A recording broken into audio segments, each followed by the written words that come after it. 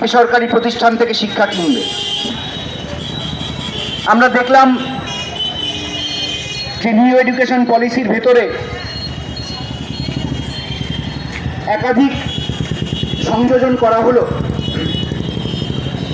খুব বড় বড় কথার আড়ালে খুব শব্দের মারপ্যাচ করে প্রথমে যেটা বলা হলো সেটা হলো Indian knowledge system. Indian knowledge সিস্টেমের ভেতর দিয়ে চালিয়ে দেওয়ার চেষ্টা করা হলো পুরাণের বা ধর্মীয় যেসব শাস্ত্র রয়েছে সেই সব শাস্ত্রের ভেতরে যে পৌরাণিক গালগল্প রয়েছে সেই গালগল্পগুলিকে শিক্ষার ভেতরে তার রন্ধ্রে রন্ধ্রে ঢুকিয়ে দিয়ে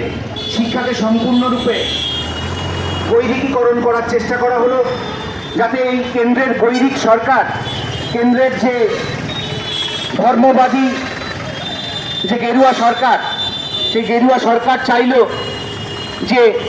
ছোটদের ছোট ছোট মনের ভেতরে ধর্মবিশ্বাসের কুসংস্কারের বীজ বপন করে দিতে এবং আগামীতে তাদের মতো করে যাতে তারা একটা ধর্মরাষ্ট্রের নাগরিক হয়ে ওঠে, তাদের যাতে কোনো যৌক্তিক চিন্তার বিকাশ না হয়, তাদের যাতে কোনো বিজ্ঞানভিত্তিক চিন্তার বিকাশ না হয় এবং তারা সম্পূর্ণরূপে যাতে ধর্মের আওতায় গিয়ে পড়ে